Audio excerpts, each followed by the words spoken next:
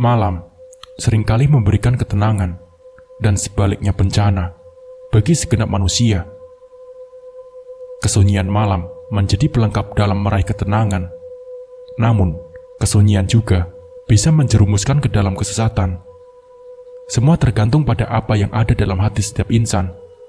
Terkadang, malam menjadi pengobat kegundahan jiwa, karena dalam sebagian malam itu, doa manusia menjadi mustajabah. Awal bulan Desember 2017 menjadi titik tolak dari cerita aku. Ketika aku harus berjibaku dengan tugas kuliah yang hampir habis masa deadline-nya. Ketika malam demi malam terpaksa dihabiskan di warnet yang menjadi tempat tumpuan untuk mengerjakan tugas kuliah. Sedikit plagiat yang penting, tugas tuntas. Meskipun jarak warnet agak jauh dari rumah, di pusat kota, salah satu kabupaten di Jawa Timur yang terkenal dengan nama kota hasil tambaknya. Aku tetap semangat, karena selain murah dan nyaman, dan yang tidak kalah pentingnya, selalu ditemani sohib aku, sebut saja namanya Ricky.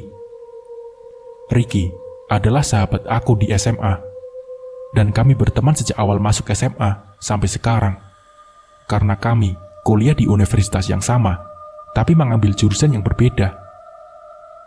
Si Doi orangnya enak banget diajak temenan. Selain baik, dia juga pintar dan rajin. Doi punya watak yang keras, gerusa-gerusu, dan tidak sabaran. Ricky ini sebenarnya mempunyai kelebihan yang tidak dimiliki banyak orang. Kelebihan itu ialah bisa melihat makhluk gaib. Orang bilang dia indigo, tapi sebagian orang bilang dia adalah titisan dari si mbahnya atau leluhurnya yang konon adalah seorang pendekar. Diam-diam, gak bisa diremehkan anak ini. Aku punya julukan ke Ricky, yaitu temannya demit atau makhluk gaib, ucapku. Beda dengan Ricky, meskipun aku sedikit bisa melihat barang yang tak kasat mata atau gaib, tapi aku sebenarnya orangnya sedikit penakut. Yang jadi anehnya, aku punya kemampuan untuk melihat barang-barang gaib itu sejak lahir tanpa harus belajar. Memang anugerah Tuhan yang tak ternilai harganya, tapi juga terkadang bikin merinding tak terkira. Di dalam warnet, malam itu, warnet cukup ramai, dijejali oleh hampir seluruh anak muda. Ada yang main game online, browsing artikel, ngerjakan tugas, bahkan ada yang melihat film porno. Meskipun harus diam-diam dan sedikit ditutupi, sudah tidak memperdulikan lagi UU ITE yang membuat sebagian publik figur meradang. Terdengar sayup-sayup lagu dari speaker kecil yang ditaruh di pojok atas ruangan, membuat suasana semakin gayeng dan nyaman. "Mas, panas, nyalakan kipasnya," pinta cewek yang duduk dekat penjaga warnet. Si penjaga langsung sigap menyalakan kipas angin yang ada di ruangan. Tidak ada AC. Maklum, warnet dengan tarif ekonomi. 2 kipas angin di atas plafon ruangan mulai berputar-putar, memberikan sedikit hembusan angin, mengusir panas yang ada di ruangan. "Mas, nanti tutupnya sampai jam berapa?" tanya Fandi kepada penjaga warnet. "Santai mas, masih lama jam 12, jawab penjaga warnet. Waktu itu masih menunjukkan pukul 7.30 malam. Seiring bertambahnya malam, satu demi satu pelanggan warnet mulai meninggalkan tempat.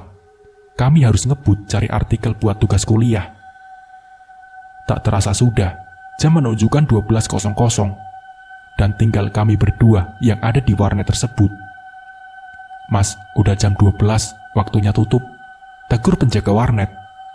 "Bentar mas, tinggal sedikit," jawab aku sambil memelas. "Ya udah mas," jawab penjaga warnet itu.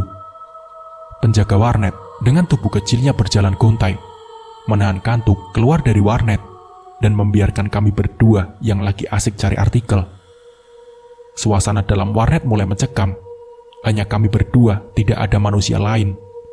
Hembusan angin dari kipas meliuk-liuk menyelimuti seisi ruangan. Sepi, hening, tidak ada suara. Bahkan 2 speaker yang tadi menemani telah senyap. Merinding, bulu kuduku mulai meresahkan hati. Seakan-akan ada yang mengawasi kami berdua, tapi aku tidak tahu. "Rick, suasananya kok beda ya? Ada apa ini?" tanya aku. "Apa? Gak ada apa-apa kok," timbal Ricky terdengar samar-samar suara daun pintu kamar mandi di ujung ruangan.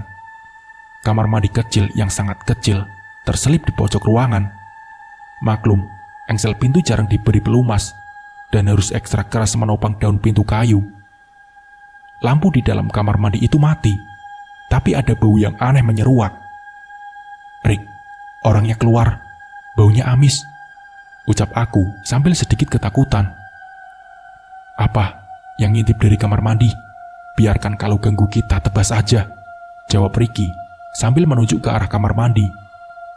Di dalam kamar mandi, samar-samar terlihat sosok hitam besar dengan mata merah melotot dan gigi runcing bersimbah darah menatap dalam ke arah kami berdua, seolah kami mangsa buruannya. Aku pun berusaha menutupi mata rapat-rapat sambil menyandarkan kepalanya ke punggung Ricky dengan sedikit ketakutan. Tak biasanya makhluk seperti itu menghuni kamar mandi. Mata merah terbelalak, terus-menerus menatap ke arah aku. Semakin dilihat semakin seram. Ricky tidak menghiraukan bisikan aku. Kelihatannya merasa risih dengan kelakuan aku yang terus-menerus menempelkan mata aku ke punggung Ricky. "Cok, agak geser, Rick. Risih loh," gerutu Ricky. Aku masih bertahan menutupi mata dan sembunyi di balik punggung Ricky. Lagi-lagi, suara pintu terbuka terdengar. "Sudah selesai, Mas." Suara lirih muncul. Spontan, aku terperanjat dan terjatuh dari kursinya. Penjaga warnet muncul dari pintu masuk tanpa memberi aba-aba dulu. Tentu saja kami berdua kaget. Bahkan untuk aku, bisa dibilang syok. Hingga aku tidak bisa mengendalikan posisi duduk yang nyaman. Takut, kaget, jengkel, dan gregetan campur jadi satu. "Brak!" "Loh, kenapa, Mas?" kata penjaga warnet sambil berlari kecil menghampiri Ricky dan aku. "Gak apa-apa, Mas. Tadi sampean toh. Aku cuma kaget aja," kata aku sambil meringis menahan sakit. "Begitu aja takut," saut Ricky sambil memapa aku yang bangun. "Iya, Mas, saya. Udah jam 1:30, waktunya tutup. Besok dilanjut lagi. Kami buka jam 7 pagi. Sorry ya," jelas penjaga warnet berbadan kurus itu. Kami pun bergegas mengambil flash disk dari tas kecil. Aku langsung tancapkan flash disk ke CPU dan mengcopy semua artikel dan kerjaan kami hingga tidak ada satupun yang tertinggal. Kerjaan kami malam ini cukup penting untuk tugas kuliah dan masa depan kami. Setelah selesai beres-beres, aku menghampiri penjaga warnet dan membayar jasa sewa warnet malam itu. Aku sedikit lega karena banyak bahan yang telah kami kumpulkan. Kemudian, kami langsung keluar dari warnet, meninggalkan penjaga warnet ditemani makhluk penjaga kamar mandi. Semoga demit kamar mandi tidak menghantui sang empunya warnet ini. Malam itu sudah menunjukkan pukul 01.30 dini hari. Ricky yang memakai motor jadul andalan membonceng aku. Malam semakin dingin, sunyi, dan hening di setiap sudut tempat. Kami berdua sangat lelah seharian mencari bahan untuk tugas dari kampus di warnet. Ingin rasa hati beristirahat sejenak. Aku berpikir untuk mencari warung kopi. Tapi malam itu, aku berpikir mana ada warung kopi jam segini yang masih buka kalau tidak ke pasar. "Rick, ayo ngopi dulu ke pasar," ajak aku. "Oke, sip," timbal Ricky. Akhirnya, kami pergi menuju ke salah satu pasar yang berada satu jalur dengan arah kami pulang. Lumayan jauh dari warnet tadi. Ricky memacu motor menerobos dinginnya angin yang menusuk tulang dan gelapnya malam. Sambil membonceng, aku di jok belakang. Aku berpegangan erat menahan dingin dan sedikit takut dengan kejadian di warnet tadi. Dari sini, aku melihat pasar yang sudah ramai dengan penjual mulai menata dagangannya, dihiasi dengan gemerlap lampu hemat energi 13 watt, yaitu pasar di kecamatan tersebut. Pasar tradisional dengan sedikit kumuh yang becek pemandangan jalanannya. Memang terlihat indah dari kejauhan. Biasanya orang-orang menyebut dengan pasar Krempiang. Sesampainya di pasar Krempiang, pasar sudah mulai ramai. Meskipun dinginnya malam masih sangat terasa menusuk tulang. para pedagang mulai menyiapkan dagangannya. Ada yang menurunkan dagangan dari becak motor. Ada juga yang masih tawar-menawar di sebelah mobil pick-up. Mobil itu masih penuh sayuran. Bahkan ada yang tertidur lelap di antara tumpukan dagangannya. Pemandangan yang cukup menakjubkan. Perjuangan seorang hamba demi menafkahi keluarganya. Sejenak Ricky menghentikan motor bututnya di depan pasar tradisional sambil kepalanya tengok-tengok kanan kiri melihat situasi. Tampak agak jauh dari kami berhenti, terlihat pedagang dan bakul sayur sedang bercengkerama. "Terongnya ini per kilo berapa, Kang?" tanya pembeli. "Alah yuk, seperti biasanya saja," jawab bakul sayur. "Ya sudah, diangkatkan sekalian ya," pinta ibu pembeli. "Siap Mbak Yu," timpal Pak Bakul sambil menimbang dagangannya. Percakapan tersebut sayup-sayup terdengar dari kejauhan. Akhirnya, pandangan kami tertuju pada dua warung yang berada di pojok pasar. Ada perbedaan yang agak menonjol di antara dua warung tersebut. Warung yang berada di sebelah tempat parkir bercat kuning dengan penerangan yang cukup atau terang dengan dilengkapi free wifi yang digandrungi anak-anak muda saat itu. Sedangkan satunya warung kopi biasa dengan penerangan agak redup dan kelihatan pengunjungnya orang-orang yang cukup berumur. Kami putuskan memilih warung yang bagus untuk mengopi ria di samping harganya murah dan ada wifi juga. Warung ini menyediakan kursi kayu berbentuk L memutari meja utama, sedangkan kursi dan meja kayu terpampang rapi di depannya berjumlah 4 set. Kami pun berjalan sambil mendorong motor bututnya Ricky ke arah warung kopi tersebut, karena jaraknya tidak terlalu jauh dari tempat kami berhenti. Pengunjung saat itu sudah sepi, karena waktu sudah larut malam menjelang subuh. Hanya terlihat 3 orang pengunjung yang kulihat duduk di kursi utama, sambil menghisap rokok dalam-dalam dan ngobrol satu sama lain.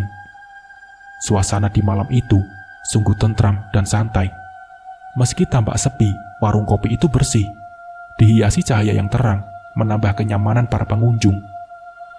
Tujuan utama kami mampir di warung kopi tersebut tak lain hanya untuk menghilangkan penat, karena dari siang hingga dini hari kami berkutat dengan tugas kuliah. "Kopi susu 2 ya Mbak," pesan aku pada penjaga warung. "Iya Mas, tunggu sebentar ya," jawabnya. Hanya itu yang bisa kami pesan, 2 cangkir kopi. Masalahnya, uang kami hanya cukup untuk beli 2 cangkir kopi saja. Rokok pun tinggal 6 biji, dan tak enak dipandang. Semakin pagi, pasar semakin ramai. Para pengunjung mulai berdesakan dan terlihat terburu-buru. Mereka adalah pedagang yang membawa motor dan sepeda pancal. Sungguh riuh suasana pasar Krempeng di pagi itu. Di warung kopi itu, suasana semakin asik dan gayeng. Kami seruput kopi susu masing-masing, diiringi kepulan asap dari rokok yang sedang kami hisap dalam-dalam sambil menikmati suasana pasar di saat malam yang menjelang pagi. Hening, tanpa ada satu kata pun yang keluar dari bibir kami berdua. Hanya kepulan asap yang menyebar di sudut tempat kami duduk. Saat minum kopi, aku merasakan pahitnya kopi diselingi manisnya susu yang sedikit demi sedikit kami seruput, seperti suasana hati yang sedang aku rasakan saat ini. "Gimana Rick?" tanya aku. "Gimana apanya?" timpal Ricky. "Ya, hidup kita berdua Rick. Kuliah jalan, kerja juga sudah, tapi aku merasa masih kurang," tanya aku. Ricky hanya menatap kosong ke arahku dengan jawaban pendek yang terlempar dari mulutnya. "Oh, itu," jawab Ricky. Cok," ucap aku kesal. Tapi Ricky tidak merespon sama sekali. Kemudian, "Rick, kok suasananya agak aneh ya?" tanya aku. "Aneh apanya sih? Biasa kok," jawab Ricky. "Rasakan hembusan angin malam ini. Ada yang aneh. Kelihatannya bakal terjadi sesuatu," jelas aku pelan. Angin berhembus pelan, namun tidak seperti biasanya. Perasaan Ricky juga demikian. Memang ada yang aneh dengan malam ini. Meskipun demikian, Ricky pun tidak menanggapi serius perkataan aku, karena lagi sibuk merasakan nikmatnya hisapan rokok penghabisan. aku tetap memperhatikan suasana pasar dengan serius, seperti detektif yang tidak mau kehilangan buruannya. Ricky sebenarnya juga merasakan suasana yang aneh malam itu. Suasana samun bikin orang merinding. Biasanya ada makhluk gaib yang sedang berjalan-jalan. Bulu kuduk pun terasa berdiri sendiri, meskipun Ricky tidak merasakan takut sama sekali. Sesaat, aku tertegun, dan pandangan fokus ke arah kanan kepada sosok pria dewasa memakai baju dan celana warna hitam yang berumur sekitar 40 tahunan. Dia berjalan dari arah parkiran pasar dengan tenang, namun bertingkah agak aneh. Tangan pria itu berada di belakang pinggul, dengan jari jemari saling berpegangan satu sama lain, nampak seperti posisi menggendong. Ternyata, pria itu menggendong seorang anak kecil dengan ciri tinggi 40 cm, berkepala botak, memakai kancut warna putih, berkulit kuning pucat. Anak kecil itu menengok ke arah kami berdua sambil tersenyum. Ricky mengira itu adalah anak pria tersebut. Jadi Ricky sendiri tak begitu peduli dengan anak itu, tapi tidak dengan aku yang terus memantau gerak-gerik pria berpakaian hitam itu. Tiba-tiba, pria yang baru tiba itu berhenti di depan warung kopi di mana kami yang sedang ngopi dan menurunkan anak yang ada di gendongannya. "Ayo nak, waktunya bekerja," perintah pria itu dengan suara pelan. "Iya bos," jawab anak kecil itu sambil turun dari gendongannya. Percakapan mereka berdua terdengar samar-samar karena riuh para pedagang di pasar tersebut. Anak kecil itu pun turun dari gendongan tuanya dan diam terpaku. Aku terus memperhatikan mereka berdua dengan sedikit takut. Aku menggeser posisi duduk mendekati Ricky. Ricky juga terheran-heran melihat pemandangan tersebut. Seorang anak kecil yang dipaksa bapaknya bekerja. Padahal kami berdua tidak pernah diperintah orang tua bekerja. Namun kami sadari yang ingin bekerja untuk membantu beban orang tua. Kami menyadari kalau kami hanya berasal dari keluarga sangat sederhana yang ingin merubah nasib. Apa yang ada di benak bapak itu tragis sekali. "Ayo, jalan. Waktunya cari uang," perintah pria itu. Kemudian, anak kecil itu pun mulai berjalan pelan ke arah para pedagang yang sedang sibuk menjajakan dagangannya.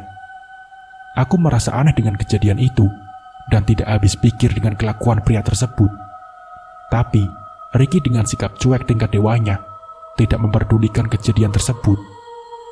Ricky merasa itu urusan orang lain, bukan urusan kita, dan kita tidak boleh ikut campur urusan orang lain. Dosa. Urus diri kita sendiri, agar jadi manusia yang baik untuk dunia dan akhirat.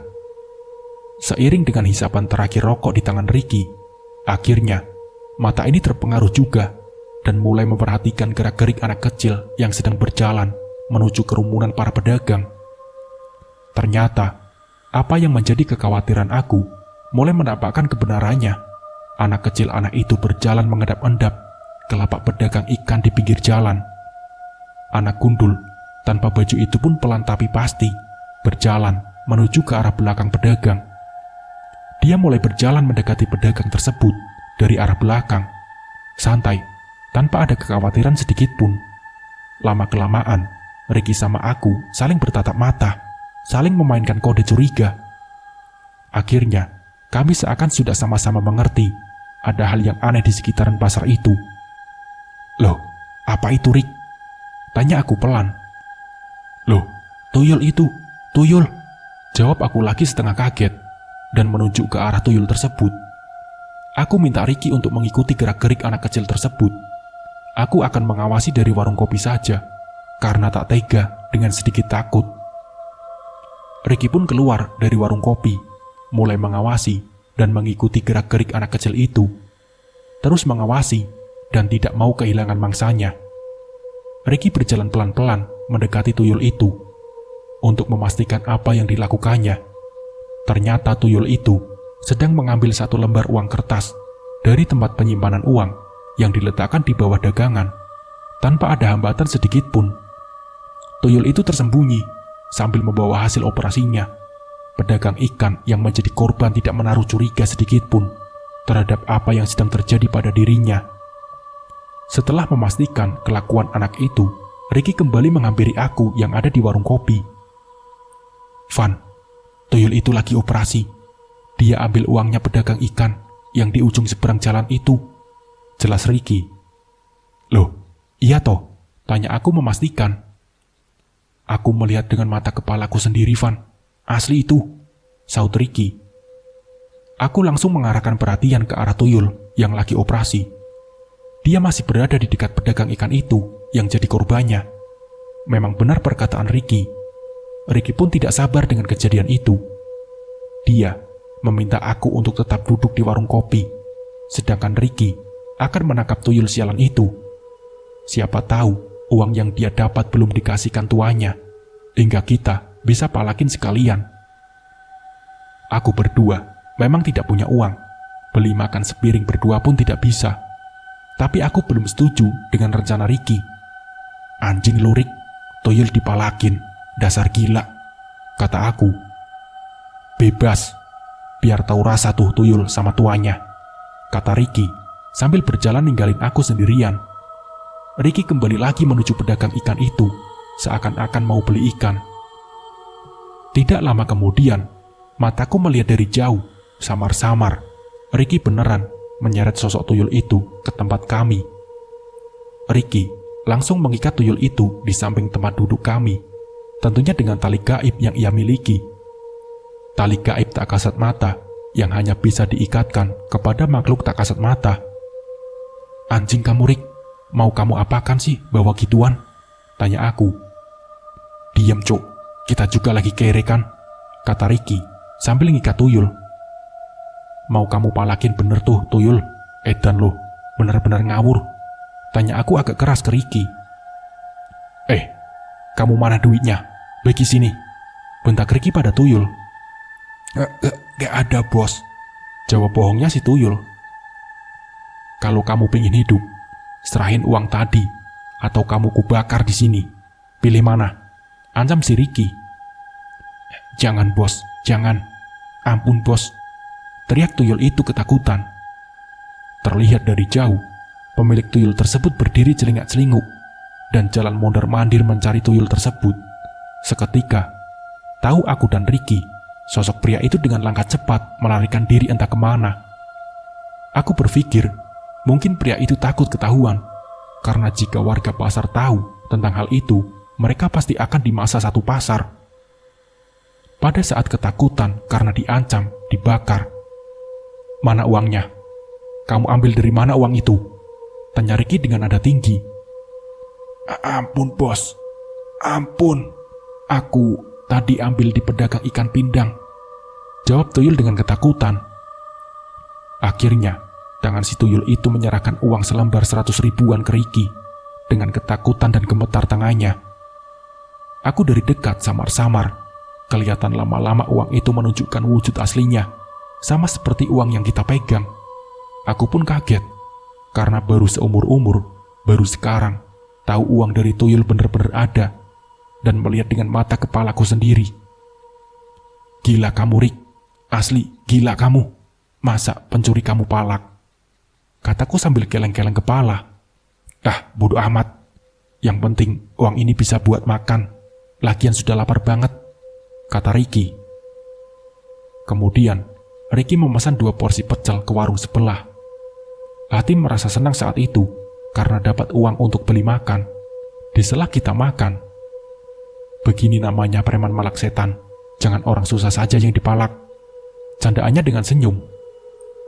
Kita makan dengan lahap waktu itu. Dan selesai makan, aku melihat tuyul yang tadi diikat sama Ricky. Sambil menyalakan sebatang rokok, aku perhatikan tuyul itu baik-baik. Sepertinya ada sesuatu dengannya. Si tuyul mulai komat-kamit, seperti dukun merapalkan mantranya. Entah apa yang sedang dia perbuat, Ricky tak menghiraukan sikap tuyul tersebut, sambil menenggak es teh yang dia pesan. Kepala Ricky menengok ke arah tuyul yang terikat tersebut, dan berjalan pelan menghampirinya. Sambil menunduk dan mendekatkan mulutnya. Akhirnya, dia pun curiga dengan kelakuan tuyul yang komat-kamit terus, seperti hendak memanggil tuannya.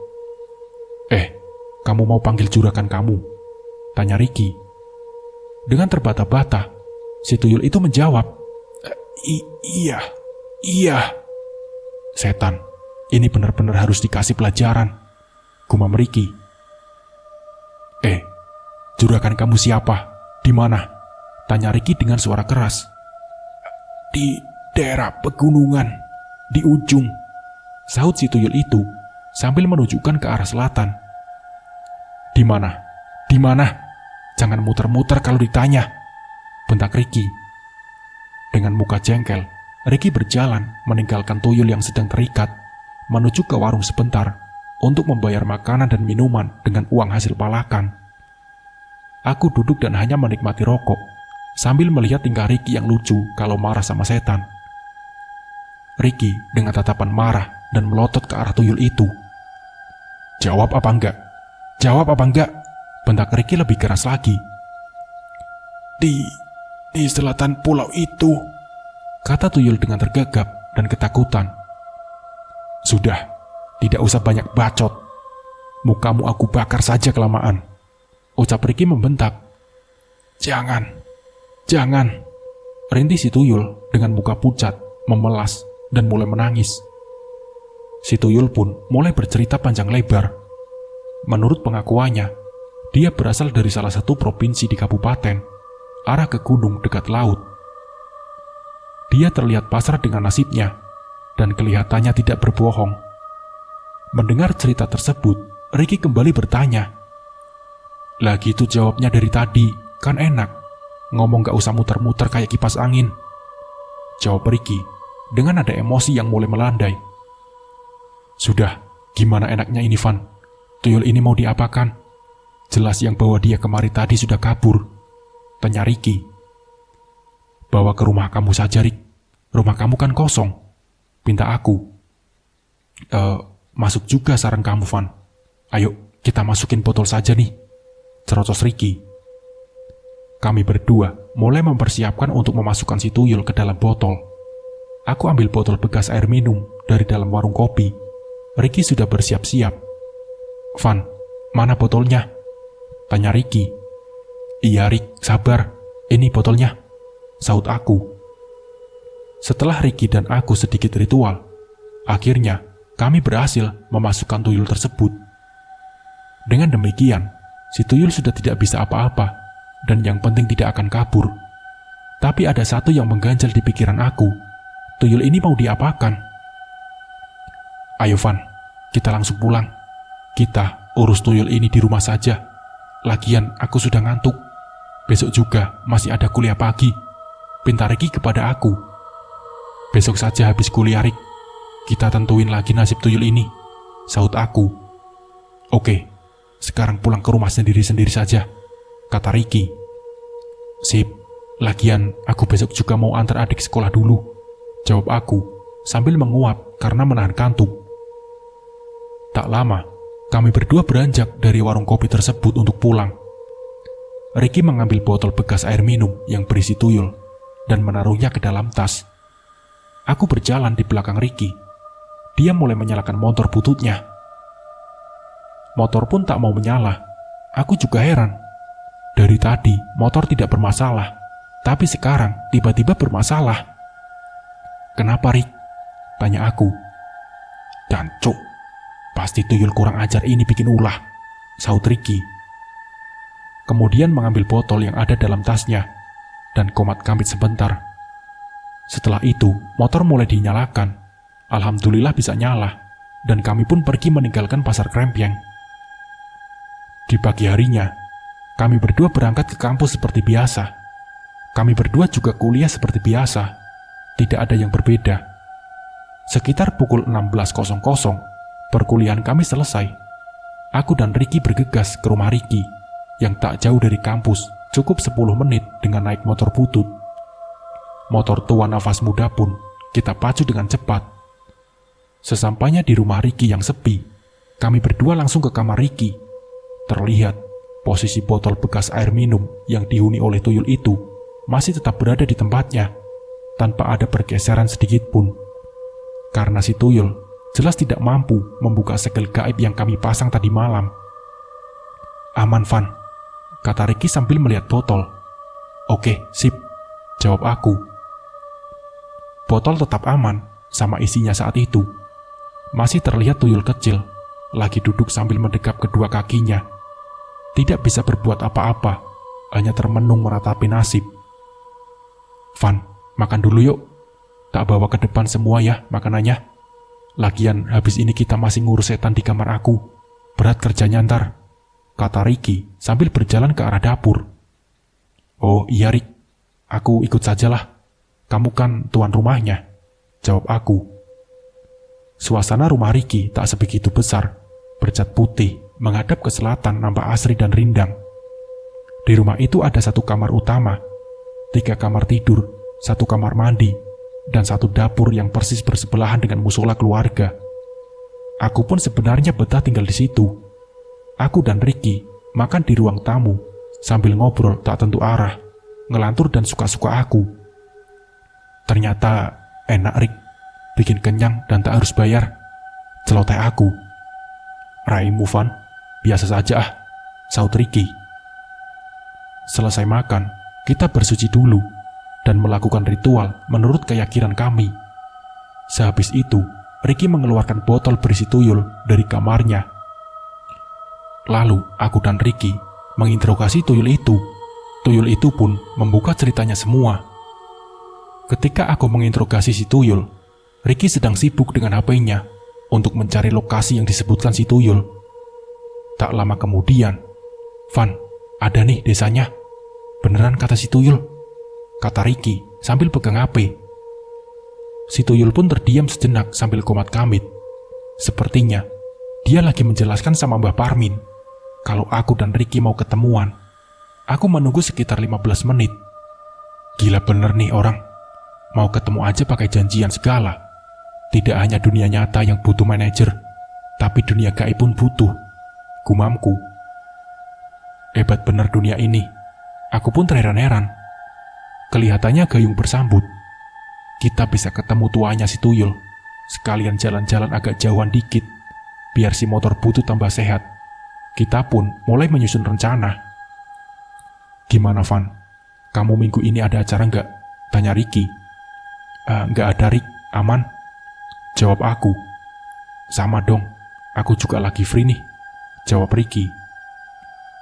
Setelah interogasi dengan si tuyul selesai, kami berdua melakukan persiapan untuk pergi ke tempat itu. Minggu pagi, pada tanggal yang sudah ditentukan, kami berangkat dari rumah Ricky ke daerah itu dengan motor andalannya. Aku sangat berharap motor butut itu bisa sampai ke sana dengan selamat, karena kami harus melalui tanjakan seram yang penuh dengan cerita magis. Tetapi, Ricky sangat percaya diri bahwa tidak akan ada apa-apa yang bisa merintangi perjalanan kami berdua kali ini, atas izin Allah, dan dia juga seorang mekanik meskipun amatiran. Perjalanan kami cukup panjang, karena harus melewati gunung dan lembah. Motor kami harus menerobos hutan yang sangat sepi. Sesekali terdengar suara binatang dari dalam hutan.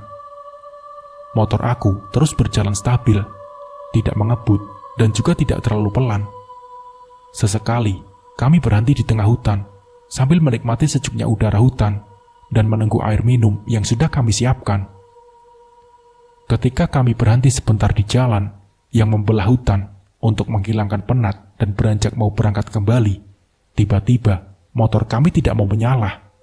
Wah, kita sudah disambut nih, gerutu aku. Santai Van, aku mau izin dulu kalau cuma mau berkunjung, jelas Ricky. Ricky pun terdiam sejenak sambil komat-kamit. Aku tidak tahu lagi baca apaan yang dirapalkannya. Tapi tak lama kemudian, Ricky menyuruh aku untuk menyalakan kembali motornya. Dan alhamdulillah, motornya hidup kembali. Kita lanjutkan perjalanan kembali. Aku dan Ricky beberapa kali juga harus istirahat di SPBU dan masjid, sekedar meluruskan punggung. Yang lebih penting lagi, biar si motor butut bisa istirahat. Perjalanan masih belum selesai. Setelah sampai di kota itu, kami masih harus menempuh perjalanan sekitar 1 jam lagi ke desa tuyul tersebut. Ternyata memang benar, mulai dari kecamatan itu menuju ke desa tersebut, jalannya yang ada nanjak terus. Seketika masuk desanya pun, kami harus lewat jalan setapak Untungnya, kami masih bisa bawa motor dengan medan jalan setapak. Minggu jam 15.30, setelah menempuh jalan setapak yang hanya bisa dilewati motor, aku dan Ricky berhenti di warung tengah perkampungan. Suasana desanya sangat asri, masih hijau, dan nampak belum terjadi polusi pabrik. Beda dengan keadaan yang ada di kota. Kami pun singgah di warung tersebut dengan niatan istirahat, ngopi, dan mencari informasi tentang Mbak Parmin. "Pak, kopi hitam 2 ya," pesan aku. "Oh iya mas," jawabnya. Kami pun duduk di dalam warung dan mulai membakar rokok kami. Beberapa menit kemudian, kopi pun tiba di meja kami. Sambil menyeruput kopi hitam yang kelihatannya nikmat dan mantap, kami mulai tanya-tanya tentang Mbak Parmin. Pemilik warung sempat menanyakan tujuan kami berdua mencari Mbak Parmin.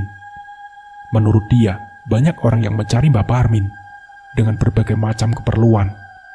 Aku pun bercerita kalau kami berdua ingin ketemu beliau hanya untuk main saja dan tidak ada maksud apa-apa. Namun pemilik warung sedikit curiga dengan kami berdua. "Kamu mau beli apa di situ?" tanya pemilik warung. Dengan polos, aku tanya balik. "Loh, memang jualan apaan Mbak Parmin, Pak?" tanyaku. Kemudian pemilik warung dengan suara pelan menjelaskan sedikit tentang Mbak Parmin yang jualan tuyul, babi ngepet, dan masih banyak lagi. Intinya adalah pesugihan. Di kampung itu, Mbak Parmin sudah terkenal dengan sesuatu yang berbau pesugihan. Masih menurut pemilik warung yang dari tadi duduk di kursi sebelah aku, mengisahkan bahwa Mbak Parmin mempunyai akses langsung dengan para pemilik makhluk gaib dan menjadi orang kepercayaannya.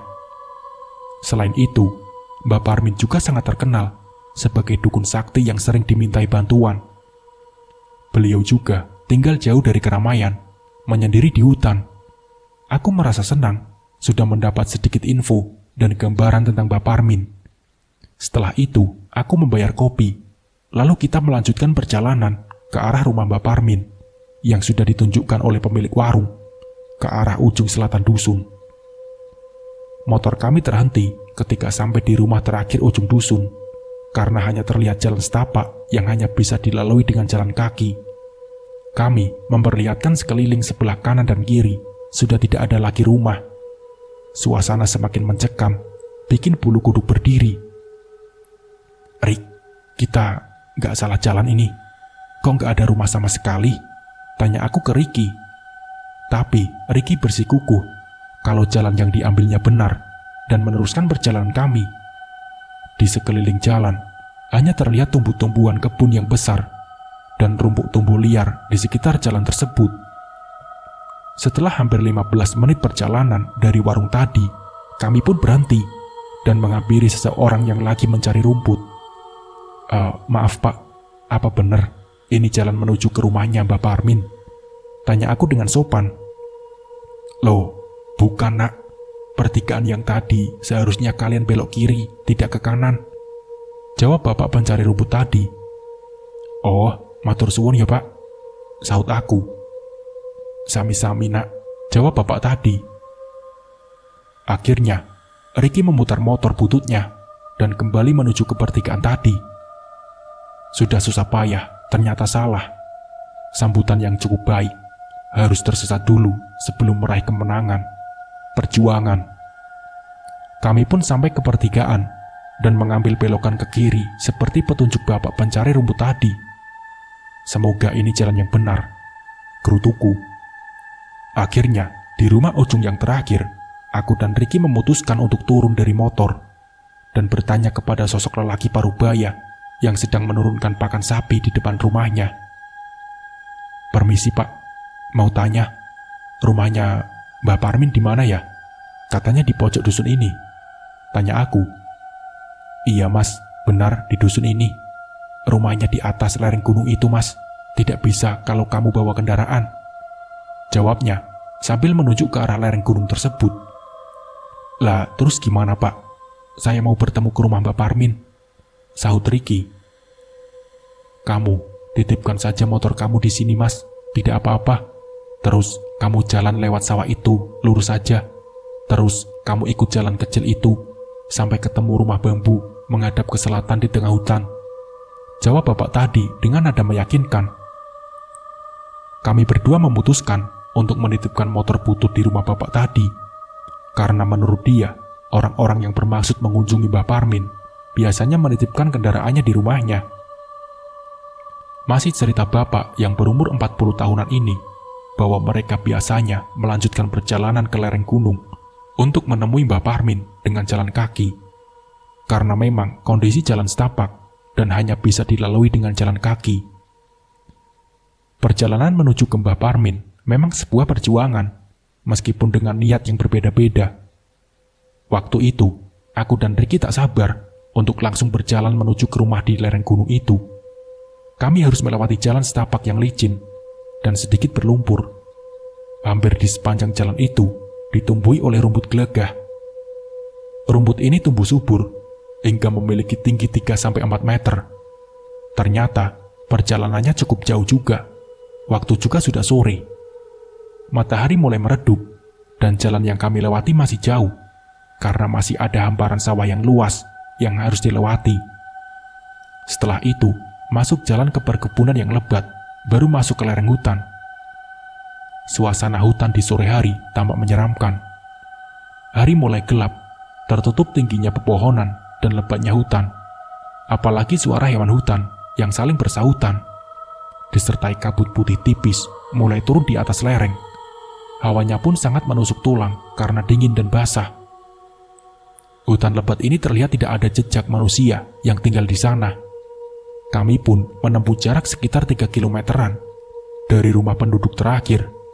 Di sepanjang perjalanan, dengan penglihatan gaib, kami sepertinya sedang diawasi oleh makhluk-makhluk tak kasat mata yang teramat banyak. Aku sedikit merinding dan tidak mau jauh dari Ricky. Tidak tahu kenapa, tiba-tiba aku merasa mual, seperti ada yang menusuk-nusuk perut aku. Aku tetap jalan sambil menahan rasa mual tersebut. Aku terus memegangi perut yang tidak bisa lagi berkompromi. Aku pun mutah. Aku menepi ke bawah pohon pinus dan mengeluarkan semua isi perut. Lega rasanya. Ada apa, Van? Kamu gak apa-apa kan? Tanya Ricky. Gak apa-apa, Rick. Aku masih kuat. Ayo, naik lagi, jawab aku. Ternyata, semua yang aku rasakan itu adalah sambutan dari penjaga hutan. Sambutan yang tidak menyenangkan. Aku dan Ricky mulai lebih berhati-hati dari sambutan-sambutan yang menyeramkan seperti tadi. Kami berjalan dengan penuh kehati-hatian. Sebelah kanan dan kiri aku terlihat jelas banyak makhluk gaib yang sedang memperhatikan. Sesekali ada anak kecil berlari-larian, kemudian lenyap tak tentu arah. Sungguh mencekam suasana waktu itu. Pancaran kuning sinar matahari semakin memerah, pertanda ia akan segera menuju peraduannya di sela-sela lebatnya hutan. Sedikitnya cahaya yang menyinari hutan ini menjadikan tempat favorit untuk tinggal bagi hewan seperti penyedot darah. Tiba-tiba terlihat ada sesosok wanita dengan pakaian serba putih duduk terdiam di atas pohon dengan rambut terurai panjang menutupi wajahnya. Dia terus-menerus menatap ke arah kami, semakin membuat aku tidak berani lagi menoleh ke kanan dan ke kiri. Saat kami berjalan kaki, terlihat dari jauh rumah seperti yang digambarkan bapak yang kami titipi motor. Mulai terlihat jelas. Kami sedikit lega karena tujuan kami sudah terlihat. Sekitar pukul 5 lebih sebelum maghrib, kami sampai di rumah Mbah Parmin.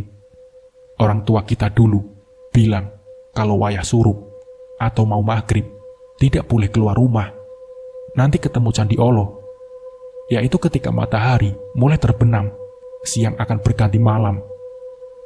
Waktu itu Candi Olo para pedagang menutup tokonya, para pengembala memasukkan ternaknya, dan lain sebagainya. Semua kegiatan dihentikan. Pada saat itu orang-orang Jawa percaya ketika kita melakukan aktivitas keduniaan, diyakini akan berdampak negatif pada aktivitas tersebut. Dan banyak juga yang meyakini di waktu itu para makhluk halus juga mulai berani memunculkan diri. Dari dekat kami melangkah pelan dan melihat rumah yang terbuat dari bambu, kayu, masih beralaskan tanah, dan sudah beratap genteng. Kami pun memberanikan diri mendekat karena pintu sudah terbuka. "Assalamualaikum, cucu kamu datang, Mbah," ucap Ricky dengan sopan. Tak lama kemudian, tampak sosok pria yang sudah berumur 80 tahunan memakai udeng ikat kepala khas orang Jawa, berbaju loreng lengan panjang, dengan sarung hitam tanpa memakai alas kaki, tinggi sekitar 165 cm, berkulit gelap. Terlihat pria tua ini sudah tinggi ilmunya, nampak dari pandangan gaib kami berdua. Pria itu mendekat sambil memperhatikan kami dengan seksama. Ada tamu. Ayo nak, masuk, gak usah takut," katanya dengan senyum. Kami pun mengikuti Mbak Parmin untuk duduk di kursi kayu panjang di ruang tamunya, sambil melihat-lihat rumah yang terbuat dari dinding bambu dipadu papan kayu tua. Terlihat rumah yang cukup sederhana dan jauh dari gemerlap kemewahan. Rumah tersebut mempunyai 3 kamar, 1 ruang tamu, dan 2 ruang kamar tidur di belakangnya. Kamar mandi yang terpisah dari rumah utama. Terdapat 1 sumur di dekat kamar mandi itu. Setengah merinding kami juga lama-lama. Bagaimana tidak, rumah itu hanya sendirian, berdiri di tengah hutan dengan tumbuhan dan dikelilingi semak-semak yang sangat rimbun tanpa ada tetangga satupun.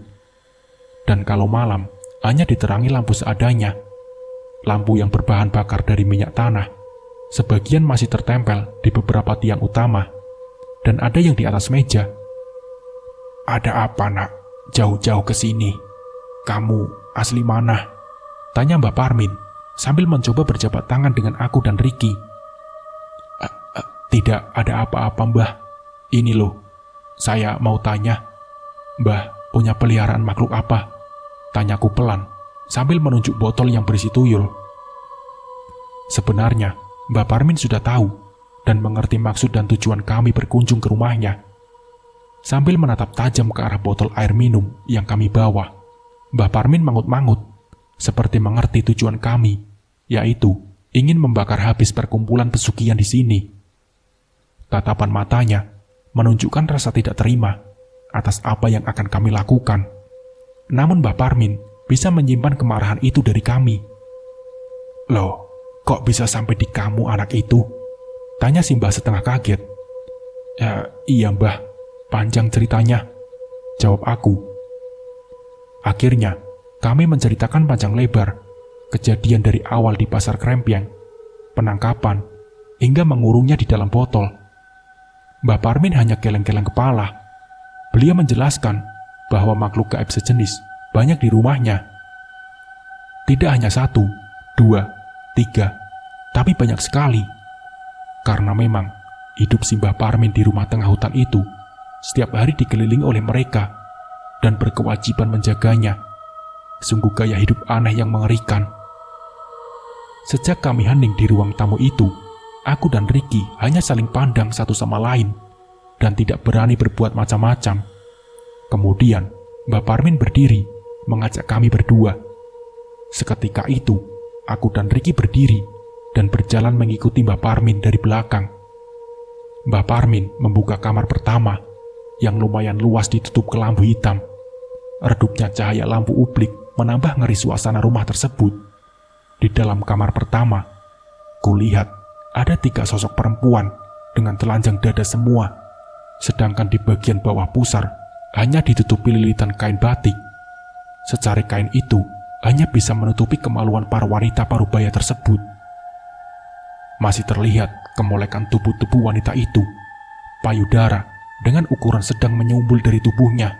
Mereka semua sedang berbaring di masing-masing tempat tidur, sambil memejamkan mata dan kelihatan meringis menahan sakit.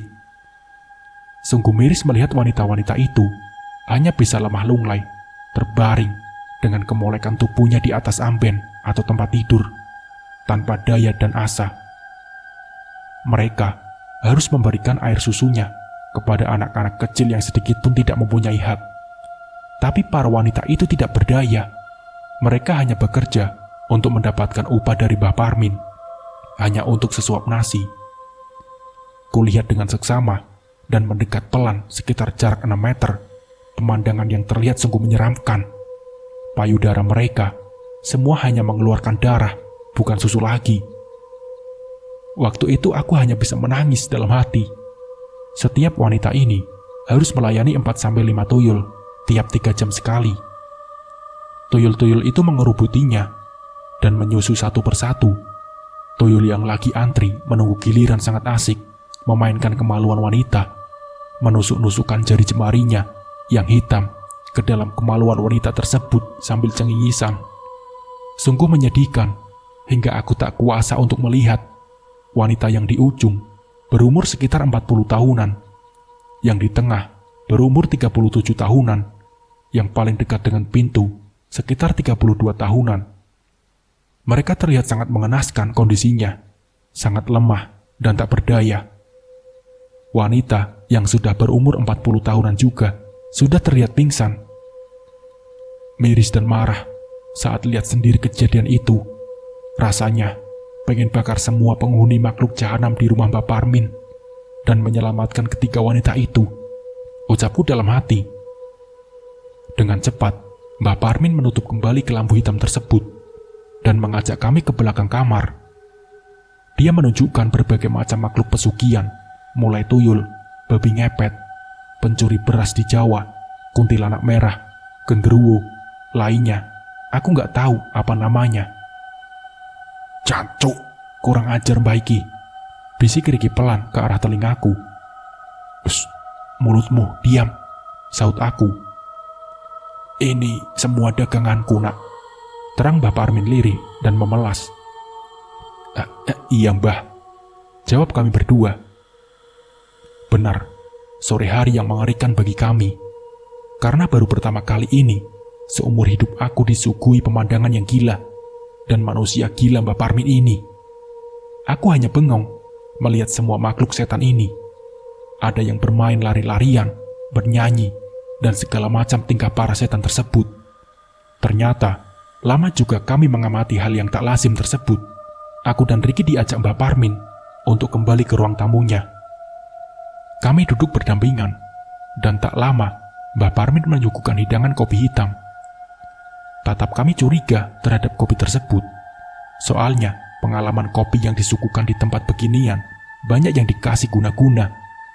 Dengan memecah keheningan di ruang tamu, Mbak Parmin membuka obrolan dengan mempersilahkan kepada kami berdua untuk meminum kopi hitam yang telah disajikan.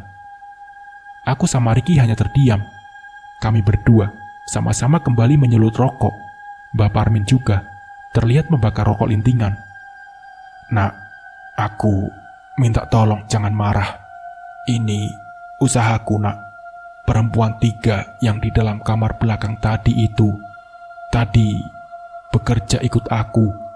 Ya, tak bayar tiap bulan, nak. Ini memang usahaku dari dulu," jelas Mbak Parmin. "Terus, mau Mbak gimana?" tanya Riki dengan nada kecut. "Sebentar, nak. Tak ceritakan," jawab Mbak Parmin. "Iya Mbah, silahkan." Aku mempersilahkan. Kemudian, Mbak Parmin mulai bercerita tentang hal perdagangannya. Semua itu dimulai dengan adanya perjanjian sama Raja Iblis di gunung ini. Perjanjiannya memakai tumbal berupa kepala hewan, biasanya kepala kerbau, kepala sapi, atau kepala kambing. Itu juga tidak pasti. Tiap tahun, permintaan sang Raja Iblis itu beda-beda yang diminta. Tapi tidak ada tumbal yang memakai manusia. Aku jadi ingin tahu seperti apa Raja Iblis itu. Aku pun penasaran. Setelah Mbak Parmin selesai bercerita singkat, aku meminta tolong untuk bisa dipertemukan dengan Raja Iblis junjungan Mbak Parmin. Kemudian, Mbak Parmin terdiam sambil komat-kamit sendiri, layaknya orang yang sedang berkomunikasi. Kami berdua sabar menunggu hingga Mbak Parmin mempersilahkan untuk menemui Raja junjungannya. Aku kasih isyarat ke Riki untuk menemui Raja Iblis dengan meraga sukma, karena yang akan kami temui adalah makhluk gaib. Artinya, hanya sukma kami yang pergi, sedangkan raga tetap di tempat Mbak Parmin. Kami terdiam sementara untuk melepas Sukma ini. Intinya, kami ingin mencari siapa iblis itu sebenarnya. Jika mata batin, indera keenam sudah terbuka dengan sendirinya, dengan mudah kita melakukan hal itu. Kita bisa melakukan perjalanan tubuh halus ini. Untuk meraga Sukma, juga harus dibutuhkan latihan, dan harus ada gurunya. Terkecuali bawaan lahir atau anugerah yang didapat dari Tuhan. Istilah keagamaan adalah ilmu laduni, ilmu yang langsung dari Sang Pencipta, tanpa belajar dari manusia. Sukma aku dan Riki melayang dengan cepat menuju ke puncak gunung, dan masuk ke dalam kerajaan Raja Iblis, yang terlihat sangat besar. Saat itu, aku sama Riki langsung berada di depan pelataran singgasana Raja Iblis. Raja Iblis gunung itu mempunyai badan besar dan tinggi, kulit berwarna merah menyala. Mukanya seperti kuda bertanduk dua, panjang, berjambang warna merah. Hidung yang besar, dengan tatapan mata merah tajam. Raja Iblis juga membawa trisula, berwarna kuning kemerahan menyala, seakan ada api di sekelilingnya. Raja Iblis ini hanya memakai celana pendek khas Raja Jawa, dan selempang warna hitam di punggungnya. Di pergelangan tangan dan kakinya terdapat gelang emas, serta mahkota khas raja di atas tanduknya, dan tanpa alas kaki. Hal ini memang terlihat mengerikan sekali, tapi semua ini hanya terlihat di alam gaib saja. Raja Iblis didampingi oleh banyak permaisuri yang cantik-cantik, dan para pengawal kerajaan yang kelihatannya tangguh dan kuat. Para budaknya juga sangat banyak, kelihatannya seperti manusia yang pernah membuat perjanjian dengan Raja Iblis. Sehingga para manusia itu harus rela menjadi tumbal dan mengabdi kepada Raja Iblis selamanya. "Hai, anak manusia, berani-beraninya kau masuk ke istanaku," bentak Raja Iblis. "Kenapa? Kenapa harus takut sama makhluk macam kamu, setan?" jawab Riki dengan pedenya. "Ada perlu apa kamu datang kemari? Cepat katakan," bentaknya marah. Wajah si Raja Iblis memerah dengan membawa trisula yang diselimuti api, seakan siap menghunus kami berdua. Para pengawal raja pun bersiap-siap menghunus senjata tombaknya masing-masing, dan tinggal menunggu perintah. Aku mulai takut. Bulu kuduku berdiri dan hanya berdoa agar bisa keluar dari istana ini dengan selamat. Tapi aku harus kuat dan menanyakan keingintahuan kami berdua kepada Raja Iblis. Aku pun memberanikan diri untuk bertanya. "Apa benar Mbak Parmin itu pengikutmu?" tanya aku. "Iya, benar. Mau apa kamu? Jangan ikut campur urusanku, anak manusia," jawabnya dengan emosi yang mulai membuncah. "Aku dan temanku hanya memastikan kalau kamu adalah tuan dari Mbak Parmin. Itu saja," sahut aku dengan tenang. "Kalau adu kekuatan belum saatnya. Nanti saja, kalau sudah waktunya, pasti akan kubakar kau, seperti membakar nenek moyangmu," kata Riki yang mengancam si Raja Iblis itu. Setelah perkataan Riki tadi, secepat kilat, kami kembali ke jasad kami yang tengah duduk di ruang tamu Mbak Parmin. Dari kejauhan, terdengar sayup-sayup perkataan si Raja Iblis memperingatkan kami berdua. Kami kembali ke tubuh kasar di rumah Mbak Parmin. Kedua mata kami ikut terbuka pelan-pelan. "Bagaimana, nak? Sudah ketemu sama rajaku?" tanya Mbak Parmin kepada kami berdua. Seakan dia sudah tahu apa yang kami lakukan barusan waktu kami diam sejenak. Aku saling pandang dengan Riki. "Sudah, Mbah," jawab Riki.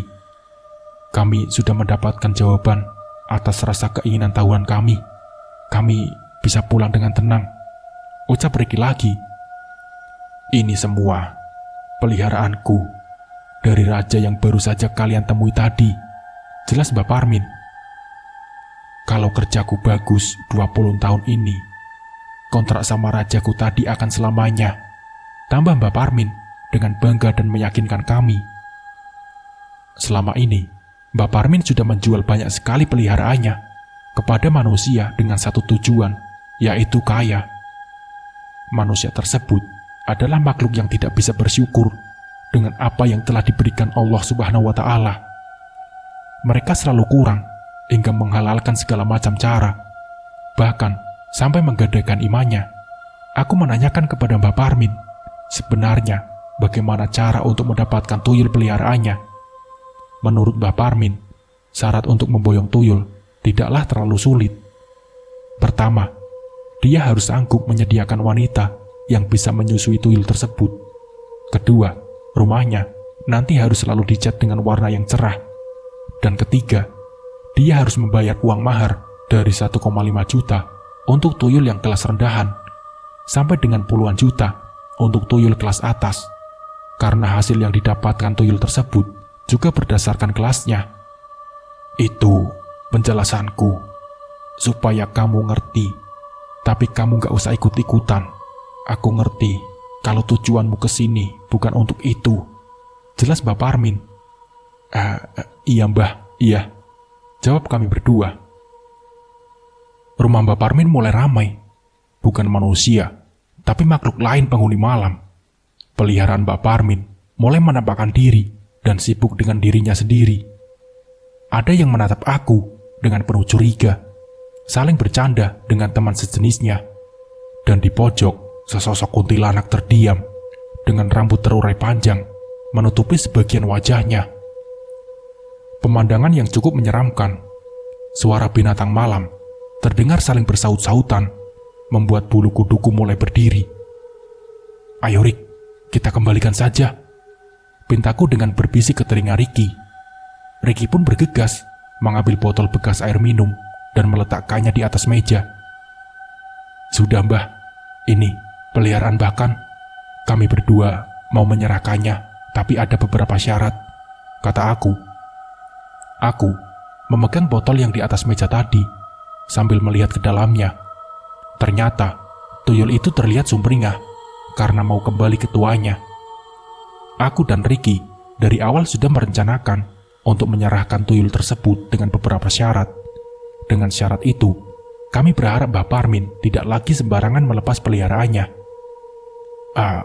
Apa itu nak? Tanya Mbah Parmin. Peliharaan Mbah jangan ada yang beroperasi di kecamatanku. Syarat yang lain, nanti saya minta kalau ada waktu kesini lagi. Ucap aku dengan enteng, meski dengan sedikit takut. Aku sangat kasihan dengan orang-orang di lingkungan kecamatan aku yang harus berjibaku untuk mencari nafkah. Pagi hingga siang, siang hingga malam, bahkan malam hingga pagi lagi, susah payah memeras keringat digunakan untuk mencari uang. Namun tuyul itu dengan mudahnya mengambil yang bukan haknya, tanpa harus mengeluarkan keringat. Kondisi itu yang membuat kami prihatin, serta tidak mau ada lagi kejadian seperti yang ada di pasar Krempeng itu. Sudah, kejadian itu yang terakhir. Kecamatan kami harus bebas dari tuyul, ucapku. Iya nak, kalau mau kamu begitu, jawab Mbah Parmin menyanggupi. Aku berpikir, kegiatan jual beli setan ini sudah menjadi profesi Mbah Parmin. Sudah beberapa orang beli dan transaksi di sini. Sudah berapa manusia yang disesatkan oleh setan-setan ini? Aku sendiri tidak tahu. Semua itu hanya sebatas pertanyaan di dalam benak aku. Kalau aku sama Ricky menghancurkannya sekarang, juga kasihan. Toh cari kerjaan sekarang juga tidak gampang untuk manusia seumuran Mbah Parmin dan juga wanita yang di belakang tadi. Demi mencari sesuap nasi, cara yang aneh dihalalkan. Padahal manusia tidak kekal. Aku juga bingung mau gimana caranya menghentikan semua ini. Tapi aku juga bukan pahlawan. Kami berdua dari awal masuk hanya memandangi kopi yang disuguhkan, tanpa berani meminumnya karena masih khawatir apa yang akan terjadi.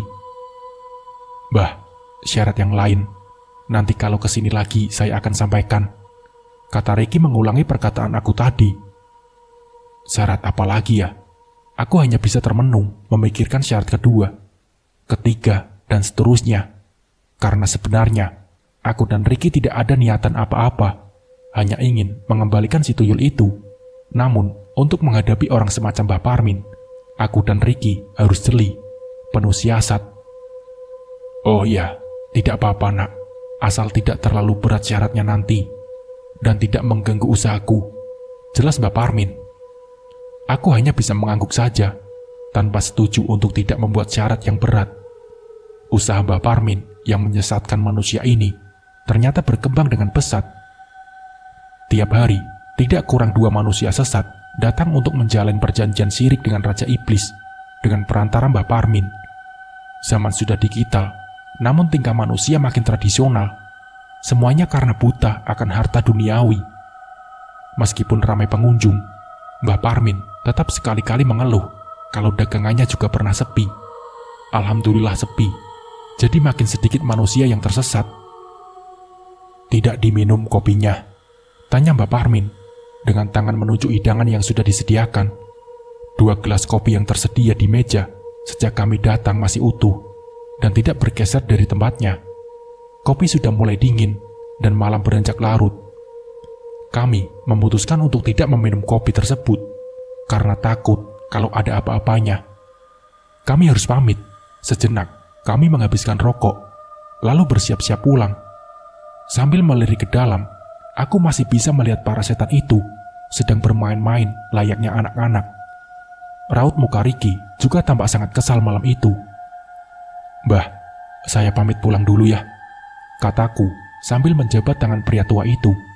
Ricky pun ikut menyalaminya.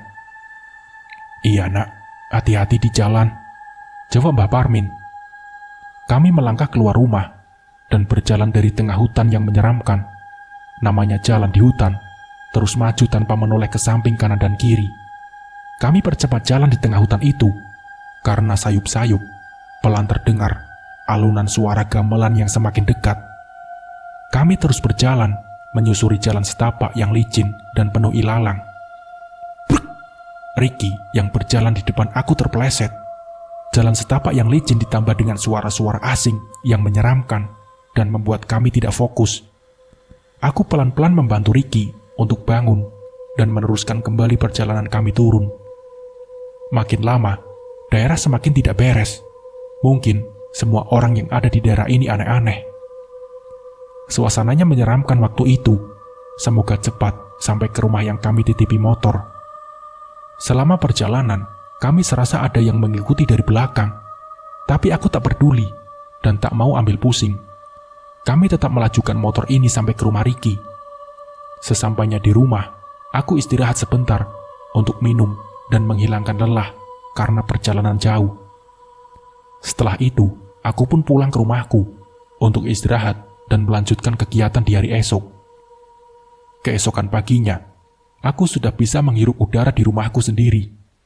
Hati terasa senang dan bahagia tanpa memikirkan dagangan Mbah Parmin yang terkutuk itu. Aku jalan-jalan di depan rumah, menikmati segarnya udara pagi hari, sambil melakukan pelunturan tubuh agar tidak merasa kaku dan cepat lelah.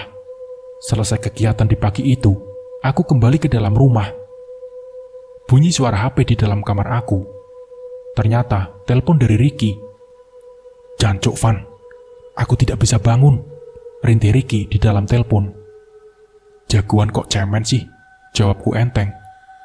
"Kesini deh, tolongin aku," jawab Ricky. Iya aku ke situ," balasku. Pagi itu, aku langsung pergi ke rumah Ricky untuk melihat keadaannya. Aku tetap naik motor jadul sendirian. Sampai di rumah Ricky, kelihatan rumahnya masih sepi. Para penghuninya belum ada, yang kelihatan di luar rumah. "Assalamualaikum." "Assalamualaikum." Salam aku yang cukup lama di teras depan rumah Ricky. "Waalaikumsalam," jawab ibunya Ricky dengan membukakan pintu ruang tamunya. Nak Fandi, cari Ricky ya?" tanyanya. Iya bu," jawabku tenang. "Langsung masuk aja Van, itu Ricky lagi sakit di kamar," jawab ibu Ricky. Kemudian, aku langsung ke kamar Ricky tanpa basa-basi lagi. Pagi itu Ricky terlihat terbaring di tempat tidurnya sambil menahan sakit. Dia berselimut setengah badan, badannya menggigil, bibirnya tak henti-hentinya mengeluh karena sakitnya. Rick," sapaku dengan berjalan dan langsung duduk di kursi samping tempat tidurnya. Kamu Van, kok cepet banget datangnya?" tanyanya sambil menahan sakit. "Iya, tadi ngebut kesininya," terang aku. "Gimana ceritanya kamu bisa kayak gini?" tanyaku. "Kemarin kan cuma jatuh kepleset, terangku. Kemudian, Ricky bercerita kalau dia tidak bisa bangun dari tempat tidurnya, selain kakinya yang terpleset tadi malam. Semalam ia merasa bermimpi didatangi Raja Iblis Pesugihan. Dia merasa diikat dan diajar malam itu. Mungkin itu benar-benar ulah Raja Pesugihan atau Mbah Parmin, kami pun tak tahu. Atau ini hanya sebagai peringatan yang disampaikan Raja Iblis semalam. Siang itu, aku yang masih di kamar Ricky langsung pamit ke rumah pembimbing kami. Aku berangkat sendiri waktu itu, karena Ricky tidak memungkinkan untuk aku ajak. Aku ke rumah sang pembimbing untuk minta doa dan solusi atas keadaan Ricky tadi malam. Sebut saja namanya Abah Soleh. Rumah orangnya cukup dekat dengan aku. Pembimbing kami ini hanya sebagai pembimbing dan penasehat atas kelebihan kami. Waktu aku sampai rumah pembimbingku, suasananya sejuk dan juga sepi. "Assalamualaikum," salam aku dengan mengetuk pegangan pintu. "Waalaikumsalam," jawab Abah Soleh dari dalam. "Oh, Nak Fandi, masuk saja nak, tidak dikunci gerbangnya," jawab Abah Soleh yang sudah berdiri di teras. "Maaf Bah, saya mengganggu," kataku serta menjabat tangan beliau. "Gak apa-apa nak, sebenarnya ada apa? Kok tiba-tiba kesini tanpa kabar-kabar dulu?" kata Abah Soleh, disertai tangannya yang merangkul.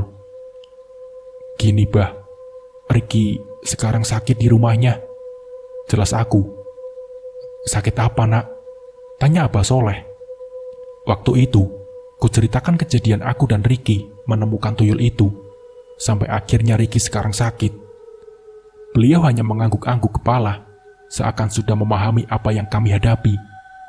Beliau langsung mengambil botol air kemasan dan mendoakannya saat itu juga. "Oh, ya sudah. Ini, kamu kasih ke Ricky ya.